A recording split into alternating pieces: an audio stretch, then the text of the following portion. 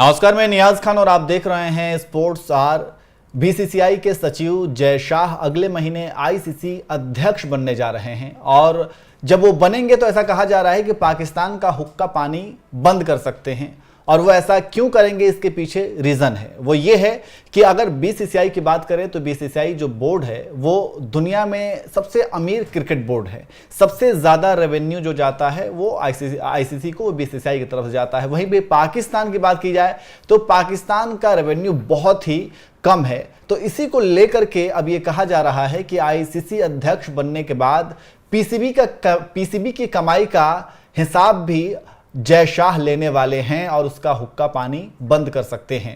इसी पर बातचीत करेंगे। हमारे साथ हमारे सहयोगी केशव हैं। केशव, ये जो खबर निकल करके सामने आ रही है तो इसको आप कैसे देखते हैं? क्या ऐसा मुमकिन है? बिल्कुल मुमकिन है, क्योंकि जैसा आईसीसी अध्यक्ष बनने वाले हैं और उनका क्या रवैया रहा है, क्या स्टांस रहा है, ये हर कोई जानता है। वो अमित शाह के बेटे हैं और एक तरीके से कारोबारी घराने से आते हैं, तो एक पाई का हिसाब रखने के लिए जैसा जाने जाते हैं नियाज। और जब वो आईसीसी अध्यक्ष बनेंगे तो जो पाकिस्तान की ये गलती थी और पाकिस्तान ने जो रेवेन्यू पूल है आईसीसी का पिछले साल ही उस पर आपत्ति उठाई थी, मुझे लगता है फिर से उसको रिव्यू करने की कोशिश करेंगे। अगर रिव्यू करते हैं तो पाकिस्तान का जो कॉन्ट्रीब्यूशन है आईसीसी अर्निंग में, जो कि 3 साल के अंदर भी देखा जाए तो $600 मिलियन के आसपास बनता है, जिसमें पाकिस्तान का हिस्सा तक 5.75 के आसपास बनता है। बिग 3 के बाद पाकिस्तान चौथा कंट्री है जिससे कि सबसे ज्यादा आमदनी होती है आईसीसी से। तो उसने उस पर आपत्ति उठाई थी कि डेटा क्या है, पूल किस तरीके से बनाया, हमें कम पैसा दे रहे हैं। तो इस पे रिव्यू कमेटी बिठा सकते हैं। जो पाकिस्तान ने भी आपत्ति उठाई थी, रिव्यू कमेटी बिठा के फिर से कर सकते हैं पाकिस्तान क्या इतना पैसा जो हम पहले से दे रहे हैं उसे डिजर्व करता भी है नहीं। एक अगर अपुष्ट खबरों की बात करें, चेतन, ट्विटर पे मैं, या जो पहले ट्विटर था अब एक्स पर मैंने ये खबर पढ़ी कि एक यूजर लिख रहे थे कि पाकिस्तान का जो आईसीसी के टोटल जो अर्निंग है उसमें 1% हिस्सा है और उससे आईसीसी से कमाई तकरीबन 5.75 के आसपास जो मतलब कमाई होता है, तो उसे एक तरीके से रिव्यू कर सकते हैं। जैसा कुल मिलाकर देखा जाए, अगर वो रिव्यू कर लेते हैं तो ये हुक्का पानी बंद करने के ही जैसा है न्याज। हाँ, बिल्कुल। हुक्का पानी बंद करने के साथ साथ अब जो आने वाले टाइम में हमेशा मेज़बानी को लेकर के भी एक सवाल उठता रहा है, क्योंकि अभी जैसा कि आपको पता है कि अभी जो है हाइब्रिड मॉडल की मांग की जा रही है, उस पर बातचीत चल रही है, उसको लेकर के विवाद चल रहा है, मतलब पूरा ये मामला चल रहा है।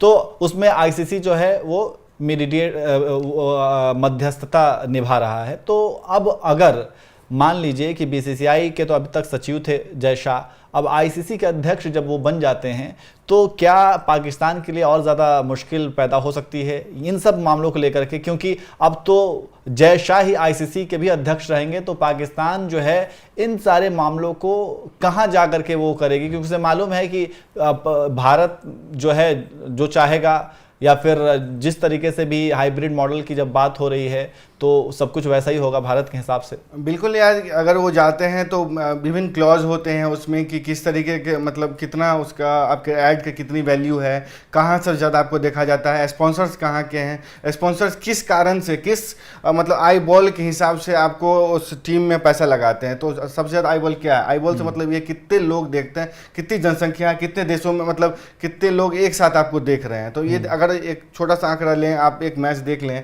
पिछले दिनों हम देख रहे थे कि एक दिन में अगर जियो सिनेमा पे देख लें तो 25 करोड़ लोग मोबाइल पे देख रहे होते हैं। इस तरीके से स्टेडियम हो गए, डिफरेंट टीवी हो गए, सैटेलाइट हो गया, यूट्यूब हो गए, डायरेक्ट मतलब डिजिटल प्लेटफॉर्म्स की बात करें तो भारत में एक तरीके से अरबों का जो है ना व्यापार होता है। तो भारत से ही सब ज़्यादा एक तरीके से मतलब आई बॉल क्रिएट होता है, जिससे कि ऐड की जो है ना, अगर 10 लाख रुपया अगर एक मतलब मिनट की ऐड की कीमत है, तो अगर भारत पाकिस्तान का मैच होता है तो 5 करोड़ रुपए तक चला जाता है। तो वो जाकर के क्लॉज डाल सकते हैं कि आई बॉल सबसे ज़्यादा कहाँ का है और सबसे ज़्यादा कहाँ देखा जाता है और कहाँ की कंपनी सबसे ज़्यादा है, उस स्पॉन्सर्स को वो मतलब ब्रॉडकास्टर्स कहाँ के हैं और स्पॉन्सर कौन कर रहे हैं, तो उस तरीके से देखा जा सकता है। जैसे कि अगर हमके आरामको जो आईसीसी चैंपियंस ट्रॉफी का जो सऊदी का जो तेल कंपनी है वो स्पॉन्सर है, तो अधिकतर यूएई के हैं, तो भारत की वजह से उसमें स्पॉन्सर दे रहे हैं या स्पॉन्सर ब्रॉडकास्टिंग राइट खरीदते हैं, स्टार है, भारत की वजह से खेल सकते हैं। तो मुझे लगता है जैसा अगर ये क्लॉज डाल दिया उन्होंने कि भारत की वजह से हो रहे हैं तो भारत का शेयर होता है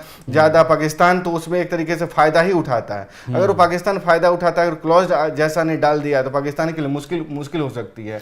वैसे भी पाकिस्तान जो है ना, पिछले दिनों हम देखा कि जैसा का नाम लेके बहुत उछलता रहता है कि वो एक मसल का यूज करते हैं। अगर सही मायने में जैसा मसल का यूज कर लिया तो पाकिस्तान के लिए मुसीबत हो सकती है। बिल्कुल। तो केशव ने जो कुछ भी बताया और जो भी तर्क दिए हैं इसमें बिल्कुल भी ये सारी चीज़ें तार्किक हैं। पाकिस्तान के लिए और भी ज़्यादा मुश्किल खड़ी हो सकती है अगर पाकिस्तान ने गिदड़ भपकी देना बंद नहीं किया तो अब आईसीसी अध्यक्ष बनने के बाद पीसीबी की कमाई का हिस्सा भी जय शाह ले सकते हैं। वैसे आप ये बताइए कि पीसीबी की कमाई का ये जो पूरा हिसाब किताब है वो जय शाह को लेना चाहिए या नहीं लेना चाहिए। जैसा कि हमने रेवेन्यू सिस्टम पे बात की, केशव ने भी रेवेन्यू सिस्टम को समझाया कि किससे कौन सी टीम से किसका रेवेन्यू कितना है और किसको ज़्यादा फ़ायदा होता है।